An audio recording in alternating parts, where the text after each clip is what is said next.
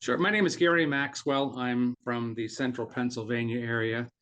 A little bit of my employment background. I was in the military from 71 to 75 and was on board three ships that, unbeknownst to me, was loaded with asbestos. And I get out of the military, went to broadcasting school. I was in the radio for like 16 years, and part of that was working for ESPN for live camera events, live events, I should say. And then I owned a business for 28 years after my surgery. I just couldn't do it. So I decided to sell my business, which was a pre-owned car dealership. So you were in the military. What branch were you in? I was in the Coast Guard from 71 to 75, the last 4 years of the Vietnam War.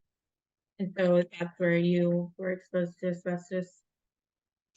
Other places other than the military, but predominantly the military. Of course, there was no pipes behind the walls on board ships. They were wrapped with asbestos. Some of them, the pipes were hot water, some were cold water, some were steam, and so you had to be careful not to get burned by those. The wiring in the ship had the cloth coating, and that was to keep it from fireproof, um, and that was contained asbestos. And the fire suits on board ship for general quarters, the fire hoses on board. The ship that I was on, the first one, was commissioned, I think, in 43 or 44. And bedding, instead of cotton, the mattress was asbestos, as well as the pillows. So did you have any idea while you were in the military that this was a risk? No, not at all. Not at all.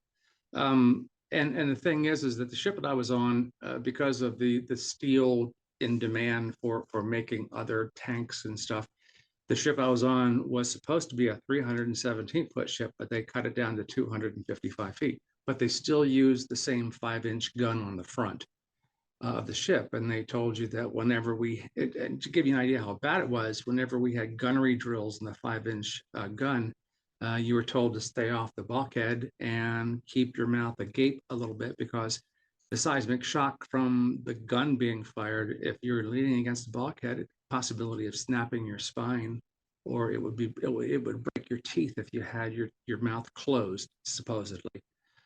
But whenever they did fire the guns and you're walking down and you see a portal from the ship, walking down the hall, it looked like somebody took a dust mop and just shook it. And that was asbestos. When did you learn that there was a risk or that you had been exposed to asbestos, or there was a risk that you may have been? When did you learn of this?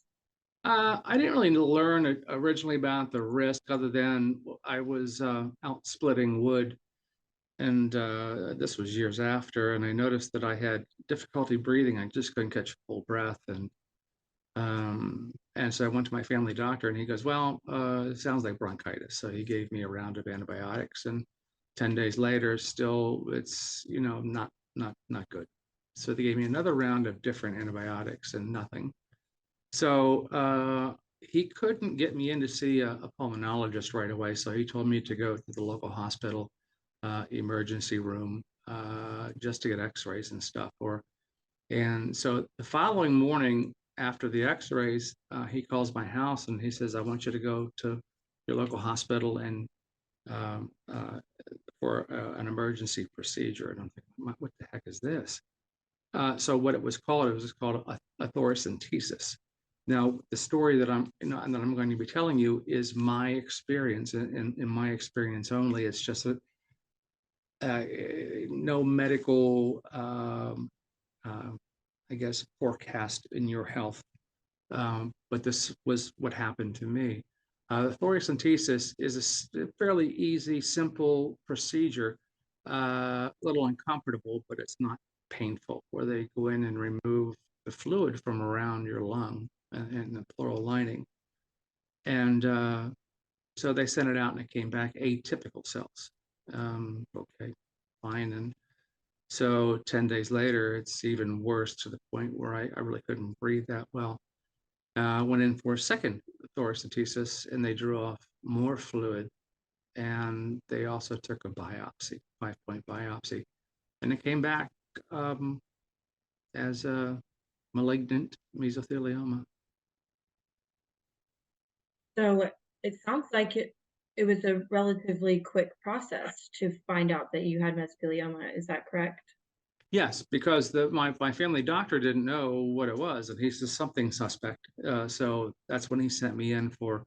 I don't think it came back that the chest area was a little cloudy, and I'm thinking, okay, so the trek began to try to find a surgeon to do this. So when you found out that it was in fact malignant mesothelioma, did you know what mesothelioma was? Had you ever heard of it? Did you know anybody with it? You've seen commercials on TV. All I really heard was malignant. That's the word that stood out in my mind. And I just told my family doctor, find somebody. I want this stuff out of me.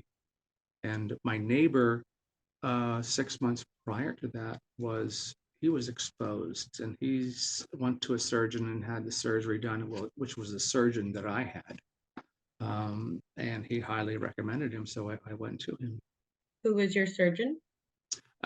Dr. Joseph Friedberg. I've heard of him. I've written about him a couple times. I've Yes. heard great things.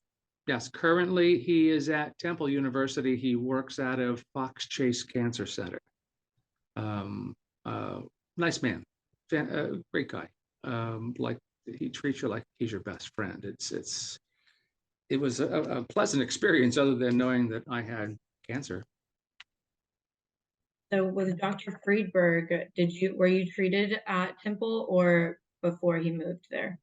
No, I went down to, well, he was actually at a previous university, but he was going down to the University of Maryland Medical Center in Baltimore. So until he got set up, he started me on I said, look, my family doctor is he said, just start your guy on 4 rounds of chemo, and when I get down here and get set up, I'll get him down here and we'll do the surgery. And okay, so there was no time wasted. From my understanding, chemo follows the surgery and not before, which I don't know if this was anything better or not, as far as getting the chemo first. Interesting. So how long would you say your rounds of chemo were until you underwent surgery? Oh, it's from the dates are in my mind, not to be forgotten. December 22nd of 14 was my first of 4 rounds of chemo, and my last round of chemo was January 17th. It consisted of 8 hours of infusion on a Monday, 8 hours of infusion with hydration on both of those days. Wednesday and Thursday, 3 hours of hydration, and then Friday was what they call a Granite shot. And they also gave me Granite shots on Wednesday and Thursday as well. A lot of people are afraid that, oh my gosh, the chemo, you see these stories of like people getting sick. I didn't get sick. And it could be different for other people, but from my experience, I didn't get sick at all. I was just very tired. That's very interesting, because you do hear a lot that it really takes a toll on people and they aren't feeling well at all. And that's very interesting that you didn't feel that way at all. No, like I said, my Granite shot was on a Friday. Saturday, I started feeling a little sluggish. Sunday, didn't want to do anything. Monday, things looked a little brighter, and Tuesday, I was back to my normal self. And so when did you have your surgery? April 16th of 2015. And what surgery did you have? I had a pleural decortication, and my understanding of this is that, and it sounds it sounds a lot worse than what it is, because I've had people say, well, what did it feel like? And I just tell them I was asleep. But it's a pleural decortation. And in my case, what they did was they went in and they collapsed my left lung, which was the one that was affected. And they removed the pleural lining around your lung. And then they reinflate it.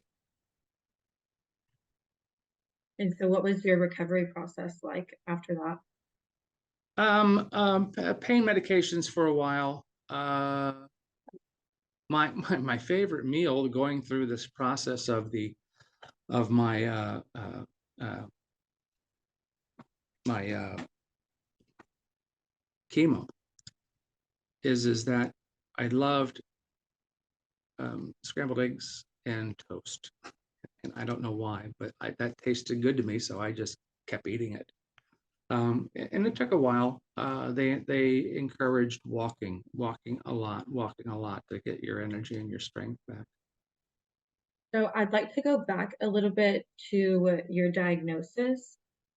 Okay. So you said it was a relatively quick process once you felt symptoms and were officially diagnosed with mesothelioma. What was that like? What was that day like? How did that make you feel, your family? Well, my doctor, my pulmonologist, they said, well, we'll have to make it. This was Friday. I knew that they called, said, hey, your report's in. I said, okay, I'm coming over. No. We'll schedule Tuesday or Monday for next week. And I just said no. And I went into the medical records department at the hospital and I said, I want these records now. And if you get a runaround, if anybody says no or putting it off, tell them no.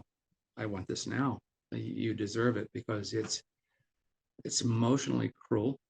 You don't know what the answer to it was. Whenever I found out and I showed my wife, she broke down into tears.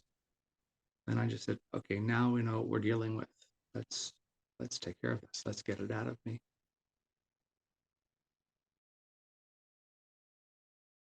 I mean, your outlook, you just seem very positive that you knew immediately we've got to get this done and there's no way around it. It's just get it done and get it out. And Oh yeah, that's amazing. yeah. It's you hear people say, oh, what stage? What stage? You want to? It doesn't matter what stage that you have. You have it. What does it matter how far? You need to get it out of you if you want a fighting chance at living. And if you're watching the video, you're either diagnosed with it, or a family member, a loved one, or a friend has it. So it's quite the experience to have been told you have malignant mesothelioma. Mm-hmm. And so I know you say it doesn't matter what it was, it just means that you have it, but do you mind sharing what exactly your diagnosis was? The thoracic surgeon that I used, from my recall, he really didn't stage it. But he says, hey, this is where it's at. It's in the left lung, and we need to take this out. We need to, as soon as possible. It's not that it was an urgent matter on his part, but it was an urgent matter on my part, because I wanted it out of me. I wanted to live, and I didn't want to live with this tumor in me.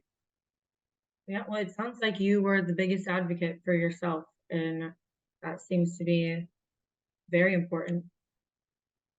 Yeah, after I got back on my feet, I found out that I could no longer run my business, so I sold it. But I've told the thoracic surgeon's office that if anybody's diagnosed and they want answers, or to give me a call. And I've talked to a lot of veterans, and and I try to make it a light conversation. I don't try to give medical advice. Like I said, I just said, this is my story. This was what happened to me.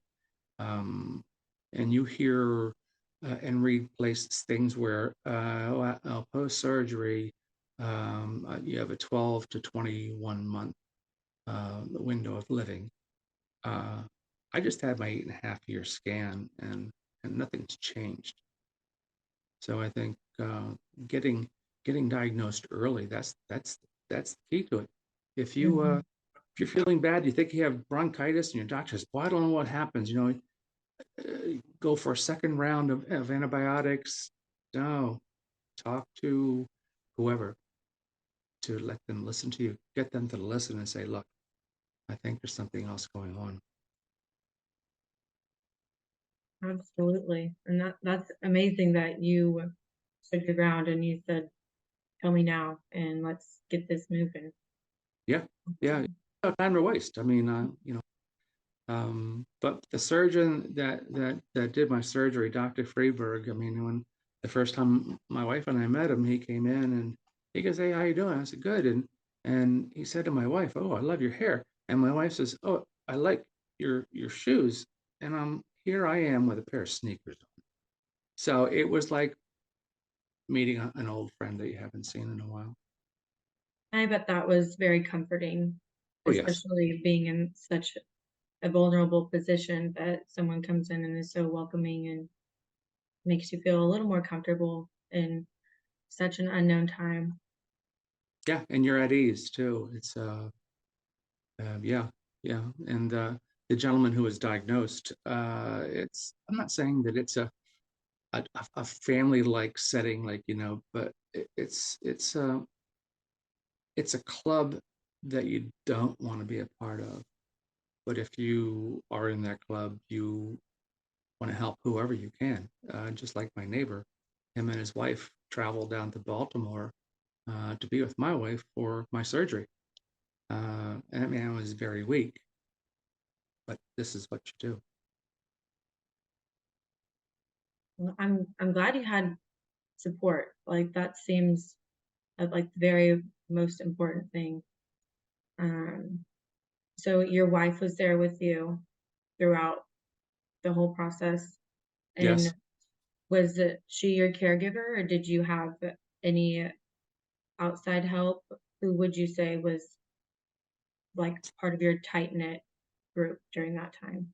she was my caregiver, and that's a good point that you brought up. Um, the caregivers, be it your wife, family member, or a friend, uh, they're the ones that are going to go through hell because they're going to see everything that you're going through. I would strongly urge the caregivers to keep a diary, keep a log from the day that you're diagnosed until you feel that you're out of the woods. Um, the things that she saw, the things that she experienced, driving an hour and 10 minutes each way just to be with me. It takes a lot out of them. I had a chance to read my wife's journal, and I went into my office at home to read this, and I came out in tears. I said, "You went through all of this?" And she said, "Yeah." I said, "Boy, I don't, I, I felt bad for her, and she felt bad for me, um, but yeah, they see everything. They see it all in the hospital." And I'm sure it was very unfortunate, but I bet it brought you two closer together and brought you more Yeah, of a connection through that time. yes, it did. And I spent, and again, it's this. What happened to me is I spent 11 days in the shock trauma unit at the University of Maryland, and this is like, wow, it's like an ICU on steroids. It's there's somebody around the clock just checking on you. And I'm not saying that it was a pleasant experience, but it was certainly a memorable one that these people are here to help me. Boy, they've got it together. And I had the opportunity to go to Fox Chase for once my thoracic surgeon went to Temple, and again, this is a Fox Chase, wonderful hospital in Temple. People at Temple, they they know what's going on, and they're, I tell you what, they're to have Dr. Freeberg on their staff. Yeah, it's a superb surgeon. Well, that's great to hear because I've written about him. We have him on our website, and it's great to hear firsthand that he is just as good as I've written about him, and Mhm. that's awesome to hear. Yeah. Well, my wife says, so how did the surgery go? And he looked at us and he goes, well, it's as good as it gets. And I'm thinking, like, okay, what does that mean? But it was as good as it gets. And 8.5 years later, here I am. It's I wasn't being a business owner and stuff, and the trials and the pressures of business. When I came home, I sometimes I wasn't in a very good mood. Um, Now I I don't have a bad mood. I don't have a bad day. I wake up in the morning and go outside, and I thank God for another beautiful day, because it could be raining, it could be a snowstorm, it could be hail, it could be hot as anything or frigid cold. Still a wonderful day because you're here. Um, and like I would go out on the porch and sit and watch the birds. My wife, she would always go out and feed the birds and water the birds, um, and I would say, why are you feeding them? All they're going to do is like mess on our cars. And now I'm out there watching them, feeding them, and watering them. It's a different outlook. It's a different. Uh, I'm at peace no matter what happens. So you mentioned being in the Coast Guard. Did you inquire about any VA claims? Did you pursue any of that? I It was determined, that among other places, that the Coast Guard was equally, I was equally exposed, and I filed for a VA claim, and I was denied 3 times. Wow. Yeah, I mean, it's never, don't take no for an answer, because if it's something that you believe in, do it. Um, yeah, don't let anybody tell you no, um, because I'm sure other veterans have applied for disability like myself, and they got it right away, and I don't know why. The system, um, I guess, is who you get as a person that reviews your claim. So you were you eventually approved? You eventually received some benefits, or Yes, you yes, I did? did. Mhm. How were you able to finally get it through to them? Keep fighting, keep fighting, and if you're tired, and if your veteran service officer, if you don't feel comfortable with them, I had to go to a law firm in DC to get them to represent me, because I had no idea. Paperwork, I have a file upstairs in my office that's probably 2 inches thick of paperwork. What benefits did you apply for, and which ones did you end up receiving? Um, After my surgery, they paid full benefits 100% for 2 years. And then after that, it dropped to 10. Um, I'm sure that most scars over 4 inches get 10% disability, but it was a hard fight. It yeah, I'm just waiting to hear more correspondence from the VA as to what they can do for me and what else they're going to do. So this is an ongoing thing for you. Yeah, yes, it is. Wow. Well, that's great that you were able to find someone to help you out and get you what you deserve. Yeah, and well, another person that has helped me is one of your associates at Mesothelioma Guide. I talked with him from the very beginning, and boy, I don't know what I would have done without him. I mean, your organization. I mean, if you want to feel that you have the best people working for you, talk to you guys, because it's yeah, they will help you through it all. Well, that's great to hear. I really appreciate you saying that. I mean, I know Carl just from working with him, and I know he's great and he's very passionate about what he does. And it's great to hear that from the other side as well. Yep, that's who I talked to, was Carl. We would sit on the phone sometimes for half hour, 45 minutes, just talking about things, you know. letting him know how I feel. But one thing that he has helped me with, and telling me that there's no need to feel guilty or feel bad about it, is post-traumatic stress. It's very real. I have night terrors. I have bad dreams about my surgery. Everything went well, but of course your mind has a different direction to go, and the night terrors and the anxiety attacks. It's very real, and it's normal. It's normal. Do you still struggle with that? Yeah, yeah. I I have to. Well, post surgery, I myself personally, I have numbness on the left side of my body, and the left side is very, very painful to touch. And I guess that's one of the residuals, but I'm here to talk about it. You know, if this is what I'm left with, it's not so bad after all. And the thing is that with anybody who would call, and I talked to them, and my wife would say, you know, are you okay with this? And I said, why not? You know, our friend was there for me, and all I'm doing is paying it forward. And I'm my experience. Of course, it's scary, and you want to get out of the hospital, and uh, but what a positive result. So you spent a lot of time with your wife. Was there anyone else besides your neighbor, any other family members, anyone else that you'd like to talk about their experience and maybe offer some advice for other caregivers on ways to navigate it?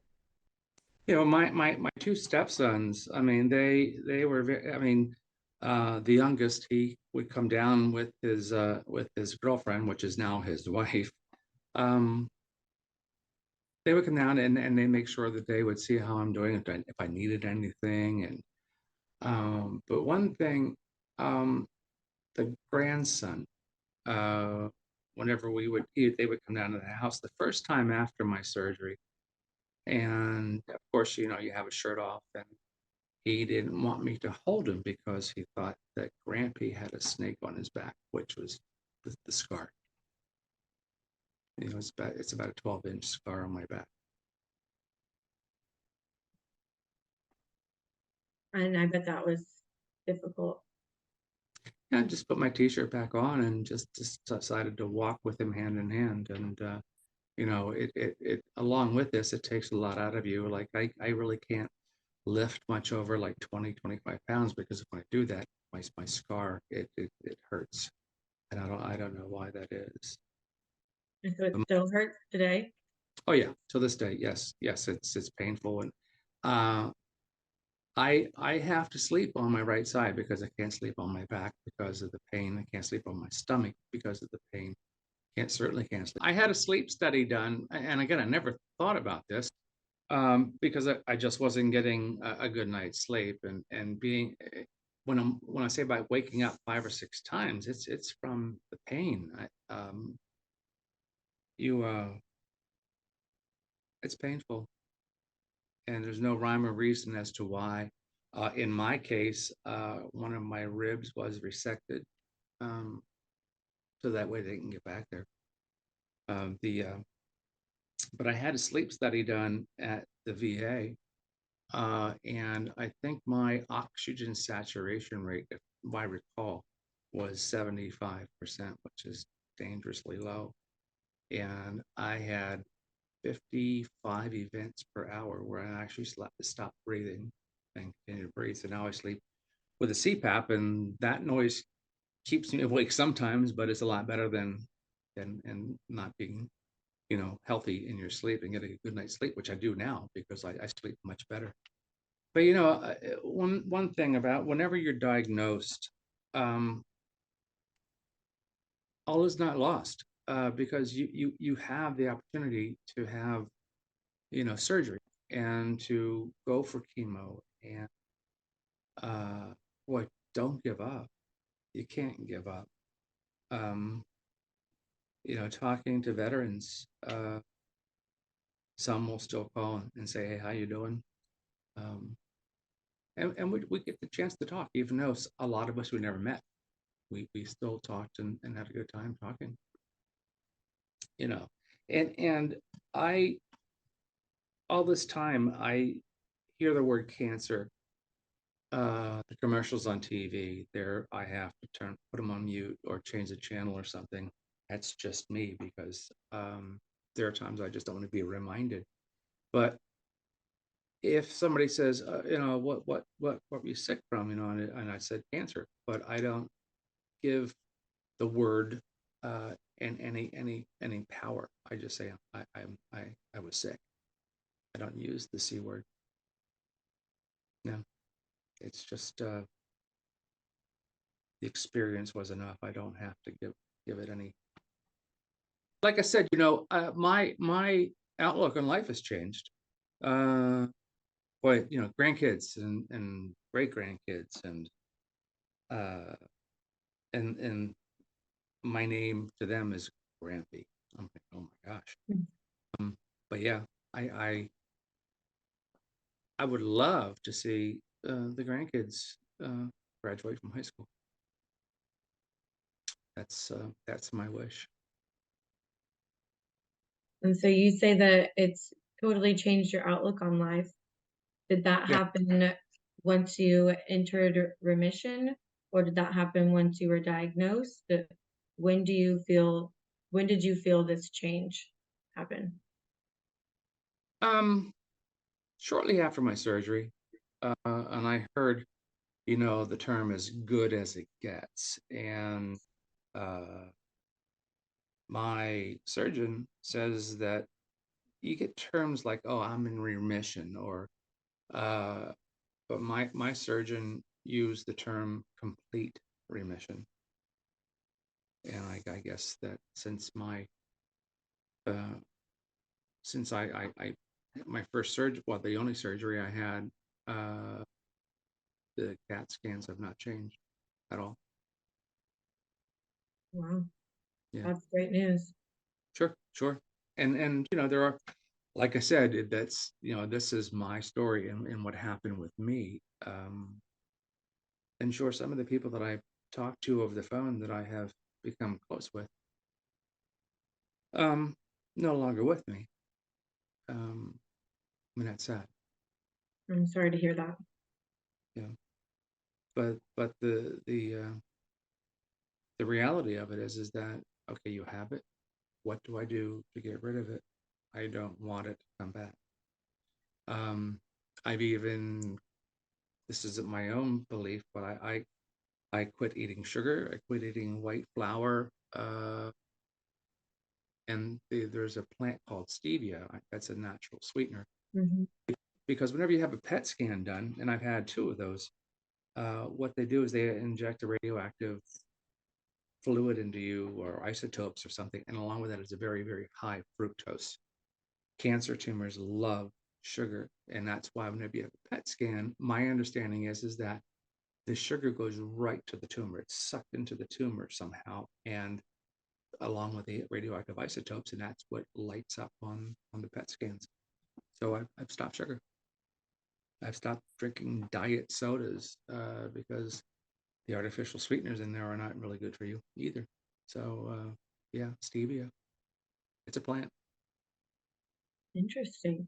So were there any other lifestyle changes you made during your journey that you think had a positive impact? Yeah, I'm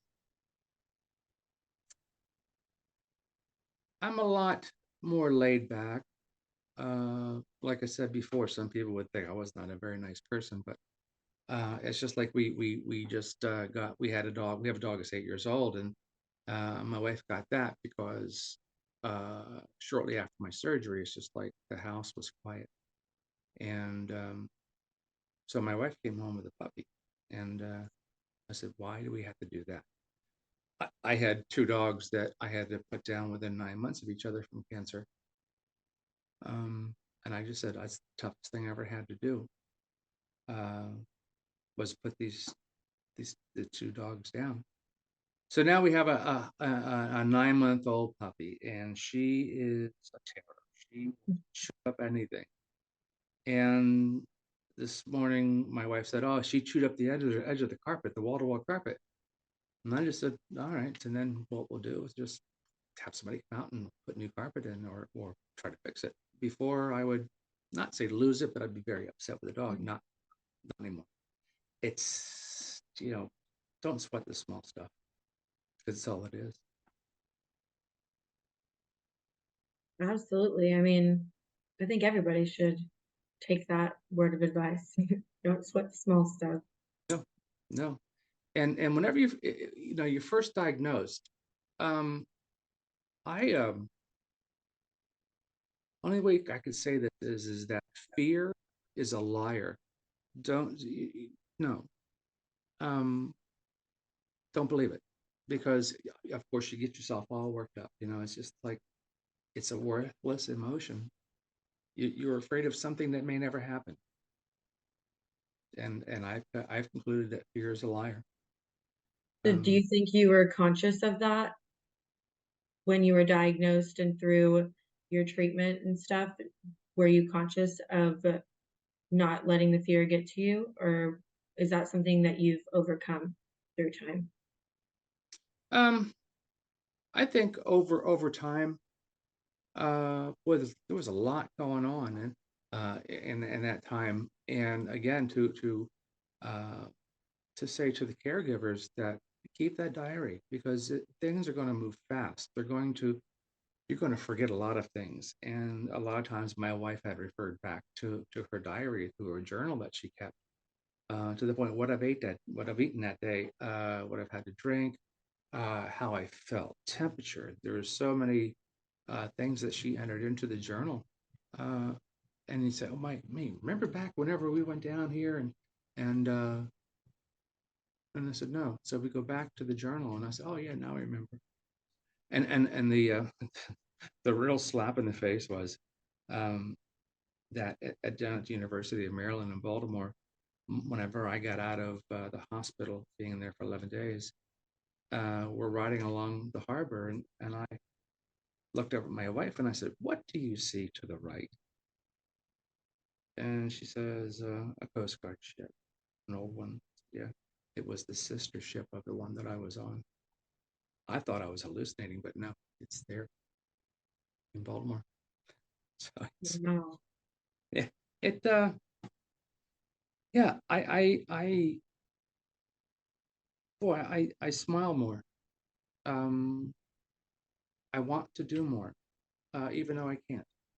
Um, After chemo, and again, my what I've gone through is short-term memory loss.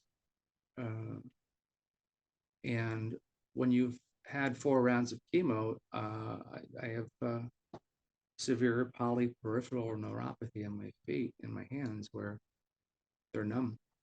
I feel like stabbing pains, like somebody's stabbing me with a needle in my feet, or they hurt, or I get cramps to the point where my feet contort to a strange way, or I can feel like my feet are on fire, or I'll drop something. I've other than this glass of water, I've become accustomed to using plastic glasses, so that way if I drop them, they won't break. I think that your story saying that you saw the sister ship after the hospital, that's interesting. Yeah. What do you think that, how did you feel about that? What did you think when you saw that? Are you thinking, I live to look you in the face and show you that you can't take me? Or did you see it as a slap in the face? And how did you take that? Well, for the first 2 years, every 3 months I had to drive to Baltimore, or my wife would drive me, or somebody would drive me to Baltimore for the results of the CAT scans. And there's no other way out of Baltimore where I was at except to go down along the harbor. So it just got to the point where I just tried to tune it out, and I was just like, "Oh, look to the left, never to the right towards the water." I don't want to be reminded. I'm reminded of that every single day when I wake up, because it's painful and it's uncomfortable. And so I try to, well, not really have to put on a happy face, but I don't let someone know whenever I'm in more pain than usual.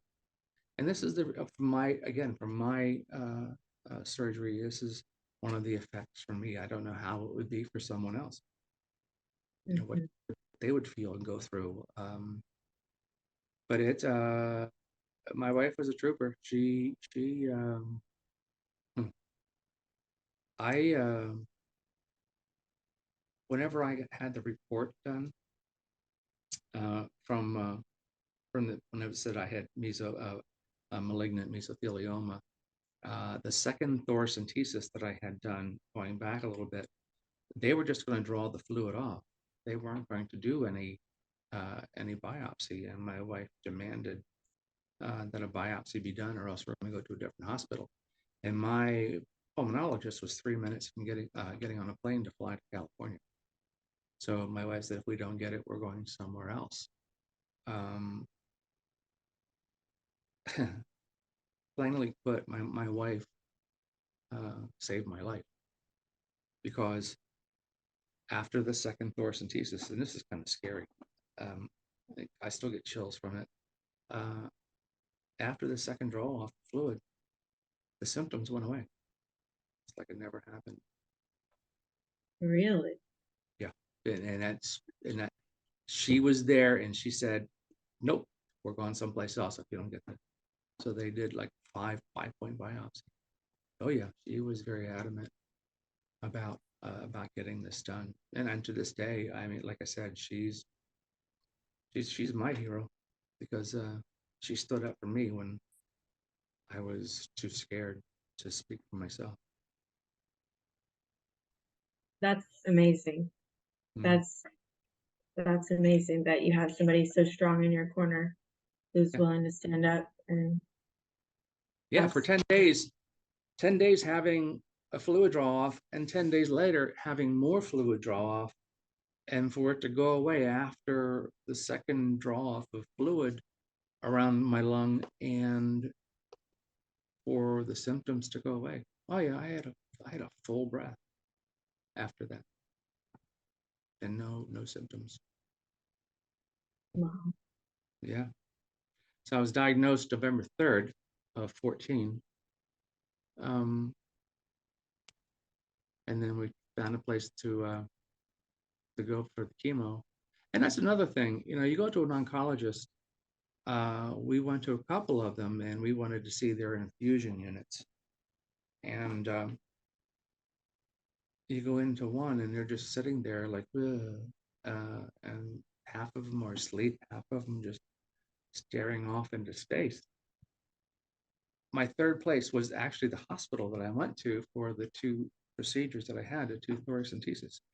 And we went to the infusion unit, and we're walking down the hall, and we hear people laughing and just having a good old time. And I'm thinking, like, we're looking for the infusion unit. And it goes, yeah, this is it. And everybody's talking across the hall from the beds from each other, and had TVs on. And so even after that hospital closed down and a lot of the staff went to another hospital, I go to the same hospital for my CAT scans here. I always make it a point of going to see those people and tell them the results of the scan, because they really weren't nurses. They were angels. And the one nurse said, "I'd be really upset if you wouldn't stop in to see me to tell me the results." Yeah, it's they hmm, they've seen it all. And my wife, I told her after my first 8 hours of infusion, don't bother sitting with me, just come back and get me when it's ready. And a real sad time that she had was the infusion unit was on the second floor, and she was coming down the street right next to the hospital, and she caught the red light there. And she happened to look up, and she saw me with all of these different bags around me of chemo drugs and hydration. And she started crying. because that's my husband up there getting, getting the infusion. So it's the chemo was cisplatin and Alimta. They're two. I'm trying to remember what they're called. They're called platinum drugs. I don't know why, but they did the job. They did the job. After my first infusion, my veins in my arm, my left arm, where it was, they said, oh, well, the veins were not looking good. So then they, after my first round was over, I had to have a Mediport put in my chest because I guess my veins in my arm couldn't handle it. And a couple of days later, after the Mediport was put in, it threw a blood clot. So I couldn't have the surgery until the Mediport was out. And so the fourth round of chemo, I'm feeling burning in my chest, and my chest was swelling up. And apparently the Mediport was leaking chemo under my skin. So I was on a drug that's in the blood, and without reason or without cause, I just started bleeding from my nose. And so, but anyway, the point is that it got everything was after the chemo. They had it was a day surgery to put my Mediport in because I was out under anesthesia. The surgeon here couldn't put me under because the blood clot was still there, so they had to take the Mediport out in the surgeon's office with me still awake. Now I'm saying this won't happen. If weird stuff would happen, it happened to me. I'm sure it won't be the case, of what the people who have been diagnosed will go through. But yeah, it's Wow. but yeah. So the blood clot was resolved, and I had my surgery, and that's still painful where the Mediport was. But again, I'll take pain there as opposed to to dying. I'm here, and I'll handle the pain and discomfort. I have a couple more questions, but are there any other topics you want to discuss, or is there anything else you would like to share that you feel like we haven't touched on yet? The professionals, they are the professionals in the medical field, but if it's an answer that you don't like, ask why. Be your own advocate. In my case, it was my wife because her name's Donna, and boy, this whole part of my life that I had to go through, it changed our lives, and I think for the better. I mean, there are sometimes, where, well, for instance, a friend says, "Can you remember what it was like before you were diagnosed?" And that's a good question because I don't remember what it was like, what my mood was, and and what life was like before. But now, life, I see everything. I take the time to notice things. Where before I was like, okay, that looks all right. But now it's just like trees, the different colors, the different hues of green. Yeah, and you're kinder, I think, because you're thankful. You're thankful that you're alive. And for those who have gone on, it was an honor to have known them. Yeah, it was an honor. So do you have any advice to give patients who are newly diagnosed, or maybe navigating the diagnosis process, treatments, people who are now survivors, caregivers? Do you have any words of encouragement that you'd like to share with them? But those who've just been diagnosed. That's why, you know, I'm here to talk to the people. Like I said, either you've been diagnosed, or a loved one or a friend has been diagnosed, and uh, it's just like if you were to fall in the woods and you have a big stick sticking in your arm, you just don't leave it there. You know, you have it taken out, because it'll feel a lot better once it's out. And I think emotionally, you feel a lot better once the tumor and the cancer is removed. It's a process, but it's something that you have to do. And I wanted to do it. As soon as I found out, I want this out of me. I want this out of me now. You know, when do we start? And that's whenever Dr. Freeberg says, okay, let's start you on 4 rounds of chemo up here.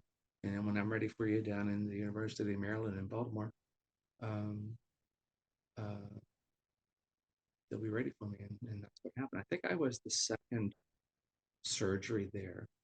And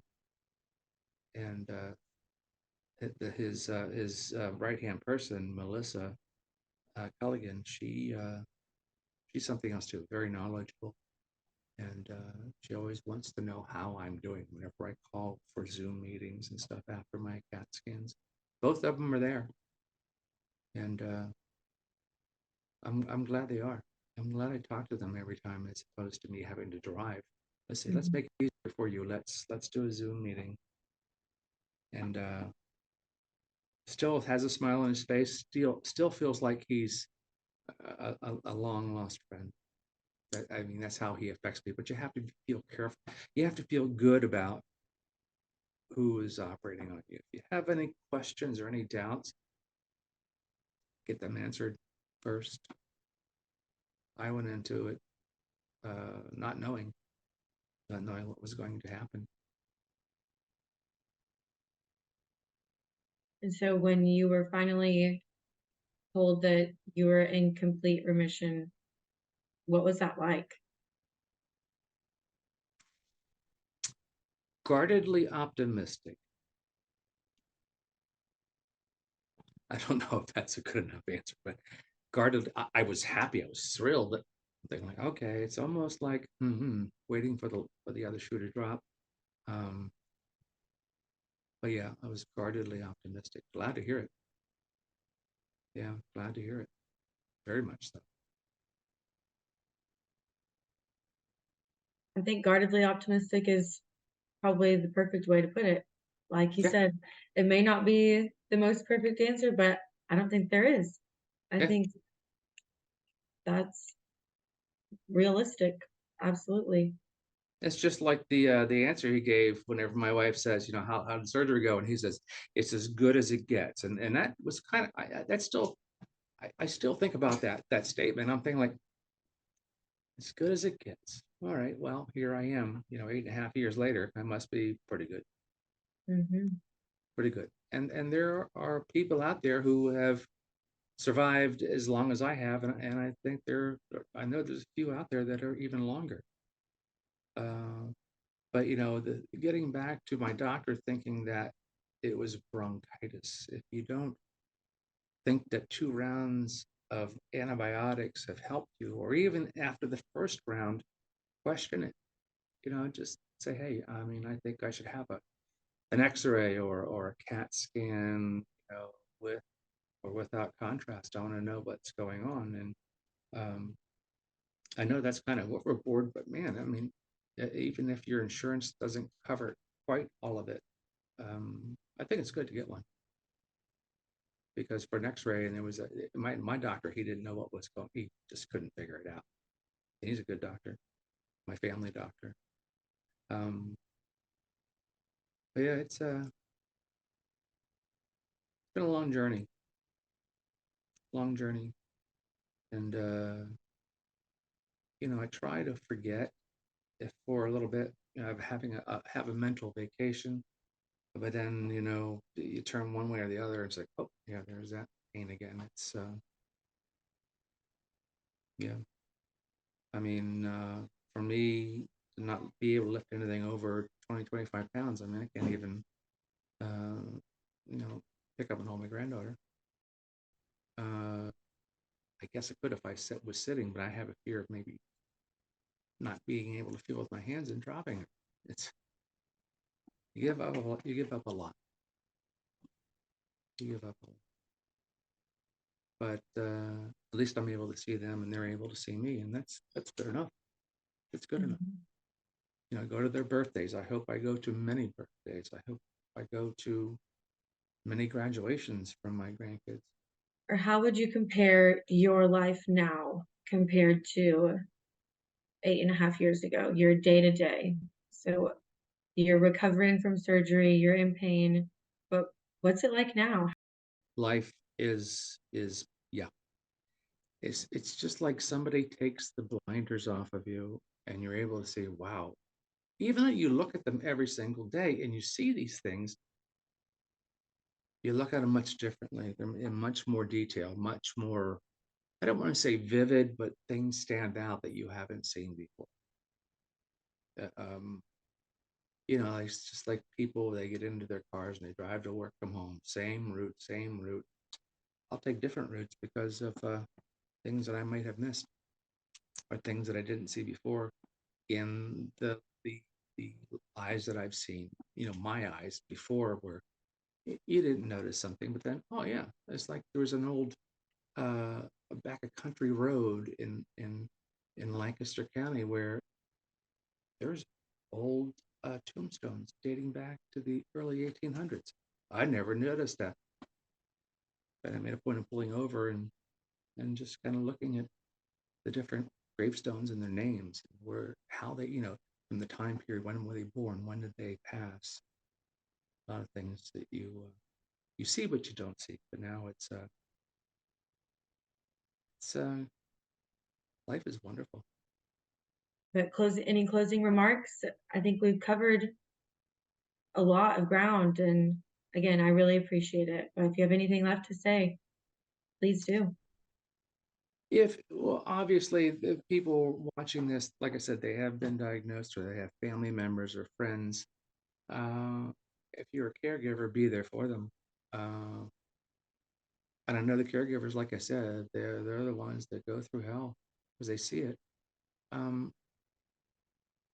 But once you make it through the surgery, I mean, you have much more love and you have much more compassion for the caregiver. In this case, you know, Donna, um, she gave up a lot, you know, to be there for me. And like I said before, she saved my life, because if she hadn't ordered those biopsies, I don't think I'd be here today. As a matter of fact, I know, because even if the symptoms go away, the tumor was growing or would have grown.